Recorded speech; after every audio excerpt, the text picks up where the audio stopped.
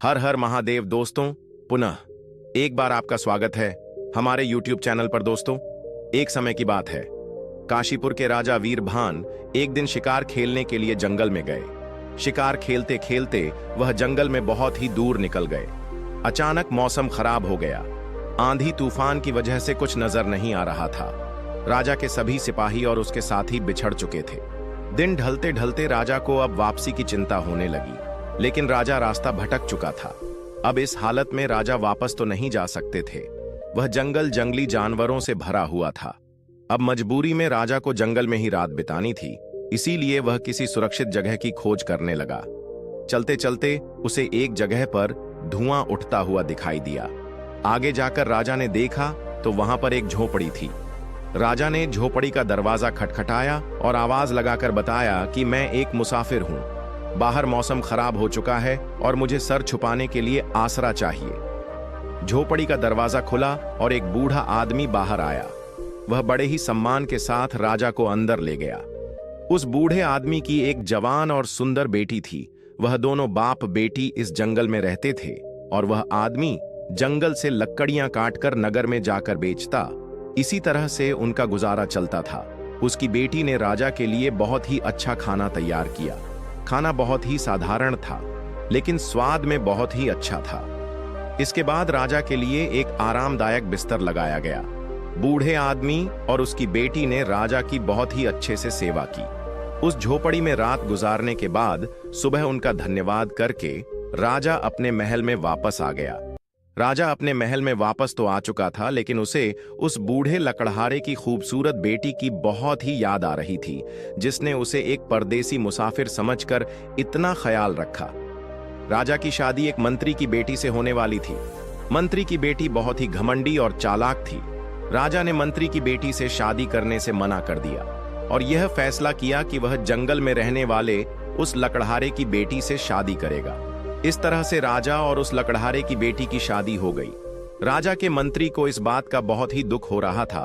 वह अब मौके की तलाश में रहने लगा। राजा अपनी रानी के साथ बड़े अच्छे से दिन गुजार रहा था। एक साल बीतने पर राजा के यहाँ पर एक लड़की का जन्म हुआ और दूसरे साल भी एक और लड़की ने जन्म लिया। इस तरह से राजा की अब 2 बेटियां हो चुकी थीं। एक दिन मौका देखकर राजा के मंत्री ने राजा से कहा, महाराज, राज्य का राजपाट चलाने के लिए एक बेटा जरूर होना चाहिए। इसीलिए मेरा तो सुझाव यह है कि आप दूसरी शादी कर लीजिए ताकि आपको पुत्र की प्राप्ति हो सके। लेकिन राजा ने इस बात से इनकार कर दिया।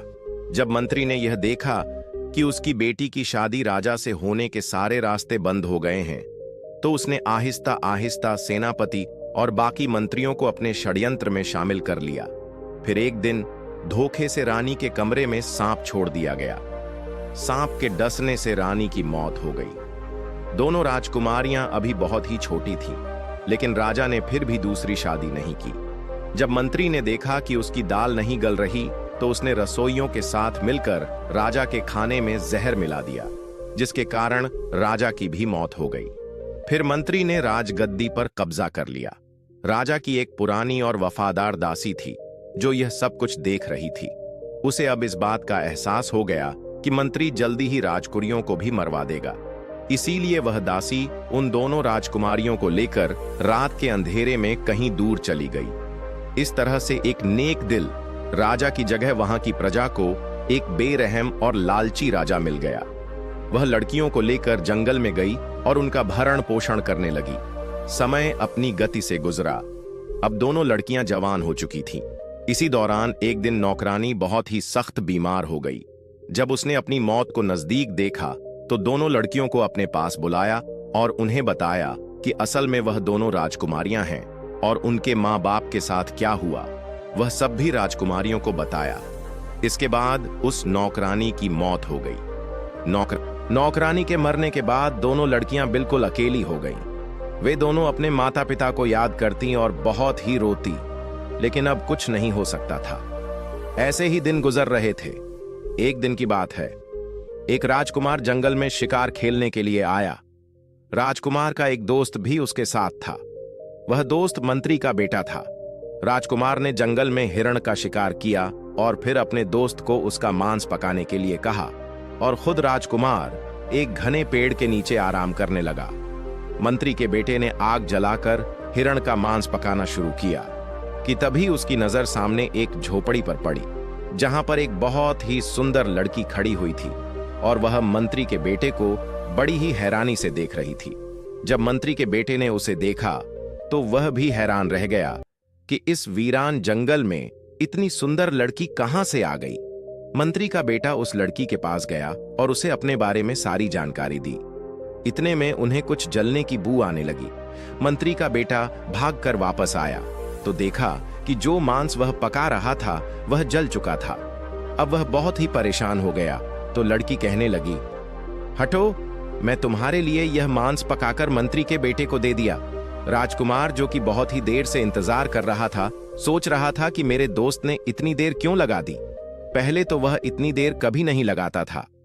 मंत्री का बेटा जब पका हुआ मांस लेकर वापस आया और राजकुमार ने जब वह खाया तो वह हैरान रह गया और मंत्री के बेटे से पूछा, आज तुमने इतना स्वादिष्ट मांस कैसे पका लिया? आज से पहले तो तुम्हारे हाथ में इतना स्वाद नहीं था। तब मंत्री के बेटे ने उसे यह बताया कि यहां से थोड़ी ही दूरी पर एक झोपड़ी है, जहां एक खूबसूरत लड़की रहती है। उस लड़की ने यह मांस पकाकर दिया है। दूसरी तरफ छोटी राजकुमारी जब वापस अपनी झोपड़ी में आई, जो कि नदी पर कपड़े धोने के लिए गई हुई थी, तो बड़ी राजकुमारी ने उसे मंत्री के बेटे का सारा किस्सा सुनाया कि कैसे वह मुझे देखता ही रह गया। तब छोटी बहन ने बड़ी बहन से कहा, तुम देखना, वह अब राजकुमार को लेकर वापस आएगा और तुम इतनी सुंदर हो कि राजकुमार तुम्हें पसंद कर लेगा। तुम राजकुमार के साथ चली जाना और उसके साथ शादी कर लेना, लेकिन उसे मेरे बारे में मत बताना। तो बड़ी राजकुमारी कहने लगी, नहीं, मैं तुम्हें छोड़कर कहीं नहीं जाऊंगी। तब छोटी राजकुमारी ने उसे समझाते हुए कहा, देखो बहन, मैं भी तुम्हारे पीछे ही आऊंगी, पर हमारा यह रिश्ता अब इस दुनिया के सामने नहीं आना चाहिए। यह कहते हुए वह बाहर गई। जब वह वापस झोपड़ी में आई तो उसके पास बहुत ही छोटे छोटे सफेद फूल थे। वह फूल उसने अपनी बड़ी बहन को देते हुए कहा, जब राजकुमार तुम्हें लेकर जाए तो तुम सारे रास्ते यह फूल एक एक करके गिराती रहना। इस तरह से मैं इन फूलों का पीछा करते हुए तुम तक पहुंच जाऊंगी। सारी बात समझाने के बाद छोटी बहन झोपड़ी से बाहर निकलकर एक पेड़ के पीछे छुप गई। इतने में राजकुमार मंत्री के बेटे के साथ वहां पर आ गया। जैसे ही उसकी नजर बड़ी राजकुमारी पर पड़ी, वह उसे देखकर उससे प्रेम करने लगा। राजकुमार ने पूछा, आप इस जंगल में अकेली क्यों रहती हैं? राजकुमारी अपनी छोटी बहन के द्वारा समझाई हुई बातें राजकुमार को बताने लगी और कहने लगी, मैं यहां पर अपने माता पिता के साथ रहती थी। मेरी मां की तो मौत हो चुकी थी, जबकि मेरे पिता एक लकड़हारे थे। जंगल से लकड़ियां काटकर उन्हें बेचकर हम लोग गुजारा करते थे। कुछ दिन पहले ही मेरे पिता की भी मौत हो गई। अब इस दुनिया में मेरा कोई नहीं है, इसीलिए मैं अकेली ही रहती हूं। राजकुमार ने जब यह सुना तो फौरन राजकुमारी के सामने शादी का प्रस्ताव रख दिया और अपने साथ चलने के लिए कहने लगा। राजकुमारी उसके साथ जाने के लिए तैयार हो गई। चलते समय राजकुमारी ने एक गठरी उठा ली जिसमें सफेद फूल थे। राजकुमार ने उसे अपने साथ अपने घोड़े पर बिठा लिया और वे लोग चलने लगे। रास्ते में बड़ी बहन एक एक करके वह सफेद फूल गिराती जा रही थी। दूसरी तरफ छोटी राजकुमारी पेड़ की ओर से बाहर निकली और उन सफेद फूलों का पीछा करने लगी। राजकुमार बड़ी बहन को लेकर सीधा महल में पहुंचा और अपने माता पिता के पास लेकर गया। उसने अपने माता पिता को सारी बात बताई और यह भी कहा कि वह इस लड़की से प्रेम करता है और इसी के साथ दूसरी शादी करना चाहता है। असल में राजकुमार की पहले भी एक पत्नी थी, लेकिन वह बहुत ही घमंडी और नकचड़ी थी। उसकी मां भी उसके साथ महल में रहती थी। साथ ही वह अभी तक राजकुमार को कोई संतान नहीं दे पाई थी। शायद इसीलिए राजकुमार ने दूसरा विवाह किया था। जब उन दोनों को पता चला कि राजकुमार दूसरी शादी करने वाला है तो उन्हें बड़ा ही गुस्सा आया, पर वे दोनों जानती थीं कि राजकुमार जिस बात की ठान लेता है वह करके ही रहता है। इसीलिए उसने शादी के लिए बनावटी खुशी का इजहार किया और कहने लगी, कितनी खुशी की बात है कि राजकुमार की एक बार फिर से शादी होगी और हम दोनों तो सौतन नहीं बल्कि बहनें बनकर रहेंगी। जब राजकुमार की पहली पत्नी ने शादी पर कोई ऐतराज नहीं किया तो बाकी सभी लोग भी राजी हो गए। दूसरी तरफ छोटी बहन वह फूलों का पीछा करते हुए नगर में आ चुकी थी। पूरे नगर में उत्सव का माहौल बना हुआ था। छोटी बहन ने एक बूढ़ी औरत से पूछा, अम्मा क्या बात है, हर तरफ रौनक लगी हुई है? तो बूढ़ी अम्मा ने बताया, हमारे राजकुमार को जंगल से एक बहुत ही प्यारी लड़की मिली है और राजकुमार उसके साथ शादी करने वाले हैं, इसीलिए सारे नगर में उत्सव मनाया जा रहा है। फिर छोटी बहन ने उस बुढ़िया से पूछा, अम्मा क्या मुझे यहां पर कोई काम मिल सकता है? मैं गांव से आई हूं और मेरे माँ बाप नहीं हैं, रहने के लिए कोई आसरा भी नहीं है। बूढ़ी औरत कहने लगी, काम तो मिल सकता है, क्योंकि आजकल महल में बहुत ही काम है और मैं भी वहीं पर जा रही हूं। उस बूढ़ी औरत की एक बेटी थी जो कुछ दिन पहले ही बीमारी के कारण मर चुकी थी। बुढ़िया ने छोटी राजकुमारी से कहा, मुझे तुम्हें देखकर अपनी बेटी की याद आ रही है, तुम मेरी बेटी बनकर मेरे घर पर ही रह सकती हो। असल में यह बूढ़ी औरत अपनी जवानी में महल में नौकरानी का काम करती थी, अब बुढ़ापे की वजह से वह यह काम छोड़ चुकी थी। राजकुमारी ने कहा, ठीक है अम्मा, मैं तुम्हारे घर में ही रहूंगी, लेकिन मैं काम करना चाहती हूँ, क्या तुम महल में मुझे कोई काम दिलवा सकती हो? बूढ़ी औरत राजकुमारी को लेकर महल की तरफ चल दी, जहां हर तरफ खुशियों का माहौल था। बूढ़ी अम्मा जब उसे लेकर महल में पहुंची तो सामने से राजकुमार की पहली पत्नी आती हुई दिखाई दी। वो उस बुढ़िया को अच्छी तरह से जानती थी।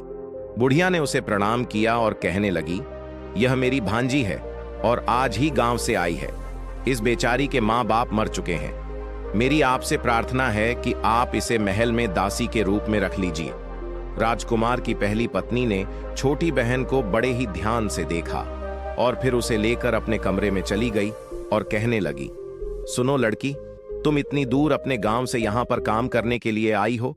मुझे लगता है कि तुम्हें अपनी गरीबी मिटाने के लिए धन की आवश्यकता होगी। अगर तुम यहाँ पर मेरी खास नौकरानी बनकर रहोगी और मेरे बताए हुए काम करोगी तो मैं तुम्हें ढेर सारी दौलत दूंगी, क्योंकि बाकी सभी दासियां इस महल में पुरानी हैं और वह मेरा साथ नहीं देंगी। तुम्हें उन सबसे बचकर मेरे लिए काम करना होगा। बोलो, क्या तुम्हें यह मंजूर है? छोटी बहन यह जान चुकी थी कि यह राजकुमार की पहली पत्नी है और इसकी बातों से उसे किसी साजिश की बू आने लगी। बात को समझते हुए वह जल्दी से बोली, रानी जी, मैं आपकी हर बात मानूंगी। उसकी बात सुनकर वह मुस्कुराती हुई बोली, अभी तो मैं रानी नहीं बनी हूं, जब राजकुमार राजा बन जाएंगे तब मैं रानी बनूंगी। छोटी बहन ने कहा, आप चिंता ना करें, ईश्वर ने चाहा तो आप जल्दी ही रानी बन जाएंगी। यह सुनकर राजकुमार की पहली पत्नी कहने लगी, तुम तो बहुत ही काम की चीज हो, बस तुम आज से ही महल में मेरे लिए काम करने लगो और मेरे कहे के मुताबिक चलना। छोटी बहन ने कहा, जी बिल्कुल, आप बिल्कुल बेफिक्र रहिए, मैं अपना हर काम पूरी मुस्तैदी से करूंगी। इसके बाद वह दोनों छोटी रानी यानी बड़ी बहन के कमरे में गई। पहली पत्नी कहने लगी, यह लड़की आज से आपकी दासी है, तुम्हें जो भी काम करवाना हो इससे करवा लेना। अब बड़ी बहन ने जब अपनी छोटी बहन को देखा तो बहुत ही खुशी और कहने लगी, आप कितनी अच्छी हैं। राजकुमार की पहली पत्नी कहने लगी, महल में मुझे बहुत सारे काम हैं, मैं जरा वह देखने जा रही हूं। उसके जाते ही दोनों बहनें एक दूसरे के गले लग गईं। छोटी बहन ने अपनी बड़ी बहन को यह सच्चाई नहीं बताई कि यहां महल में आकर उसे क्या काम करना है। 2 दिन के बाद राजकुमार की शादी बड़ी बहन के साथ हो गई। सभी लोग बहुत ही खुश थे, सिवाय राजकुमार की पहली पत्नी के। छोटी बहन हमेशा सारा दिन उसके साथ ही रहती और सोचती रहती कि दूसरी पत्नी से कैसे छुटकारा पाया जाए।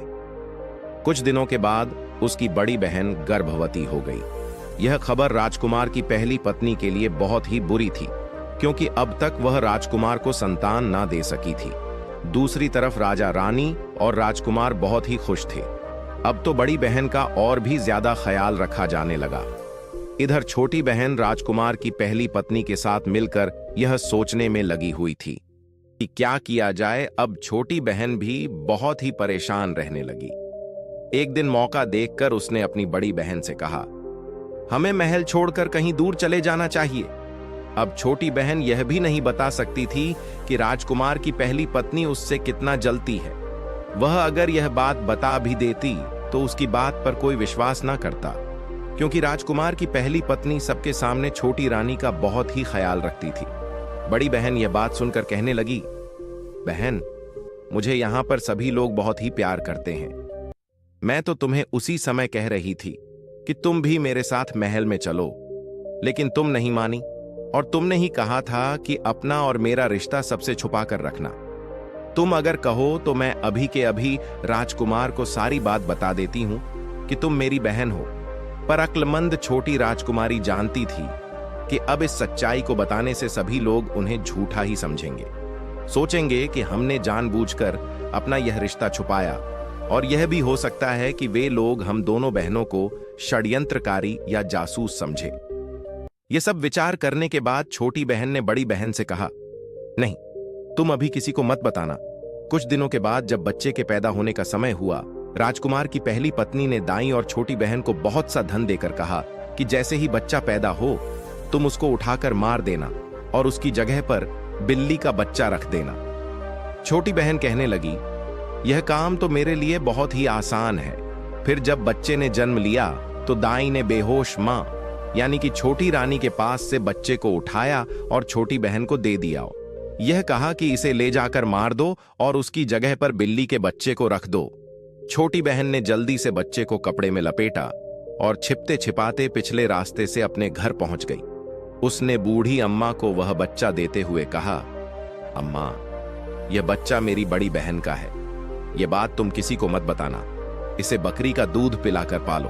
मैं शाम तक इसको आकर संभालती हूं। बूढ़ी अम्मा ने उससे कोई सवाल नहीं किया, क्योंकि वह बहुत ही जल्दी में थी। छोटी बहन जब महल में वापस आई तो देखा कि महल में कोहराम मचा हुआ था। दाई ने सबको यह बताया था कि राजकुमार की दूसरी पत्नी ने इंसान की जगह बिल्ली के बच्चे को जन्म दिया है। यह खबर सुनकर सब लोग हैरान थे और दुखी भी।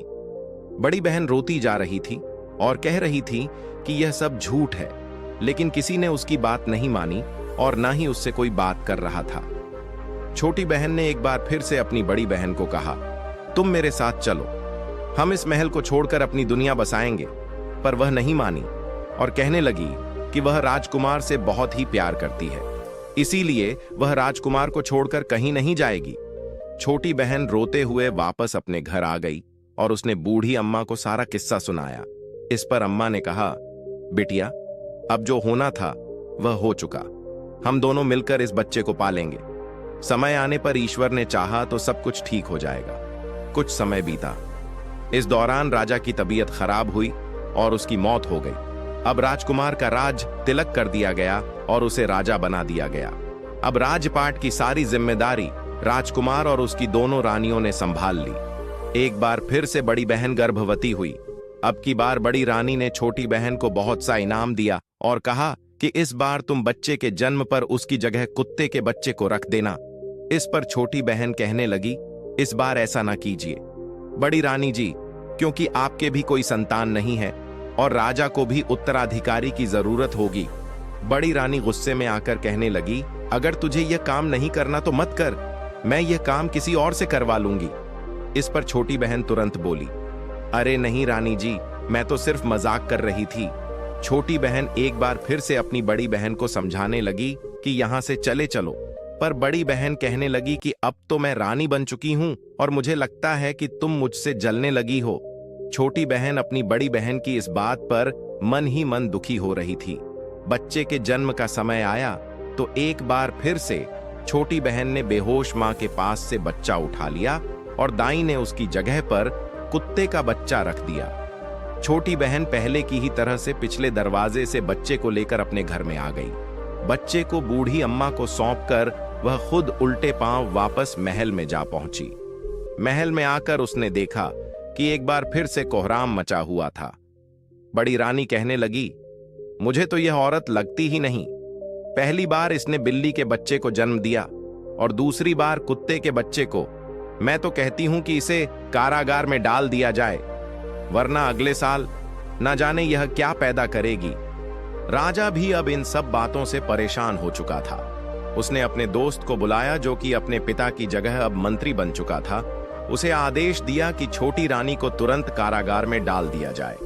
मंत्री ने राजा को समझाने की बहुत ही कोशिश की कि न जाने मुझे क्यों लगता है कि छोटी रानी निर्दोष है, लेकिन राजा ने उसकी एक न सुनी। आखिरकार छोटी रानी को कारागार में डाल दिया गया। अब तो बड़ी रानी बहुत ही खुश थी, क्योंकि सारी चीजें उसके मन के मुताबिक हो रही थी। दिन बीतने लगे। राजा को कभी कभी अपनी छोटी रानी की याद आती थी, पर साथ ही जब उसे बिल्ली और कुत्ते के बच्चे के बारे में याद आता तो वह अपनी रानी से नफरत करने लगता। दूसरी तरफ छोटी बहन ने बड़ी रानी से कहा कि अब उसकी शादी होने वाली है, इसीलिए वह महल के काम को छोड़कर जा रही है। रानी को दासियां की कोई कमी तो थी नहीं। छोटी बहन अब बूढ़ी मां और दोनों बच्चों को लेकर जंगल में अपनी उस झोपड़ी में वापस आ गई। वहां पर वे उन दोनों बच्चों को पालने लगे। 5 साल के बाद एक दिन राजा अपने मंत्री के साथ जंगल में शिकार खेलने के लिए आया। राजा और उसका मंत्री दोनों अपने घोड़े को नदी के किनारे पानी पिलाने के लिए गए। अभी वह पानी पी ही रहे थे कि क्या देखते हैं कि वहां पर बड़े ही सुंदर 2 बच्चे आए, जिनके पास लकड़ी के घोड़े थे। आते ही वे दोनों बच्चे अपने लकड़ी के घोड़े को पानी पिलाने लगे और साथ में वह एक गाना भी गा रहे थे, काठ का घोड़ा लोहे की लगाम चल पानी पी ले। ओ मेरे गुलाम! राजा को यह सब देखकर बड़ी ही हैरानी हुई और वह उनके पास गया। उनसे पूछने लगा, प्यारे बच्चों, क्या लकड़ी के घोड़े भी कभी पानी पीते हैं और क्या लोहे की भी कभी लगाम होती है? इस पर बच्चे कहने लगे, अगर एक औरत कुत्ते के बच्चे को और बिल्ली के बच्चे को जन्म दे सकती है तो एक ना एक दिन यह लकड़ी के घोड़े भी पानी पिएंगे। यह सुनकर राजा और मंत्री दोनों हैरान रह गए। राजा ने बच्चों से पूछा कि यह बात तुम्हें किसने सिखाई? इस पर बच्चे बोले, हमारी मौसी ने। राजा ने कहा, बच्चों, मुझे अपनी मौसी के पास ले चलो। बच्चे राजा और मंत्री को उसी झोपड़ी पर ले आए जहां कुछ सालों पहले वह राजा आया था और बड़ी बहन को अपने साथ ले गया था। राजा ने जब वहां पर अपने महल की पुरानी दासी को देखा तो चौंक गया और पूछने लगा, लड़की, यह बच्चे कौन हैं और यह सब क्या मामला है? छोटी बहन ने राजा से कहा, आप कुछ साल पहले यहां से जिस लड़की को लेकर गए थे, मैं उसी की बहन हूं। मुझे इस बात का अंदेशा था कि राजमहलों में अक्सर साजिशें की जाती हैं, षड्यंत्र रचे जाते हैं। राजा ने पूछा, तुम्हें पहले से यह अंदेशा क्यों था? वह कहने लगी, हम भी कोई साधारण लोग नहीं हैं, बल्कि हम दोनों बहनें राजकुमारियां हैं। हमारे पिता भी आपकी ही तरह से राजा थे। वह एक बार जंगल में शिकार खेलने आए थे और रास्ता भूलकर मेरे नाना के घर, जो कि एक लकड़हारे थे, उनके पास आसरा ढूंढते हुए आए। वहीं पर उनकी मुलाकात हमारी मां से हो गई। वे दोनों एक दूसरे को पसंद करने लगे और फिर दोनों ने शादी कर ली। लेकिन महल में न सिर्फ हमारी मां के खिलाफ षड्यंत्र रचा गया, बल्कि हमारे पिता को भी उसका शिकार होना पड़ा और इस तरह से षड्यंत्रकारियों ने हमारे माता पिता को मार डाला।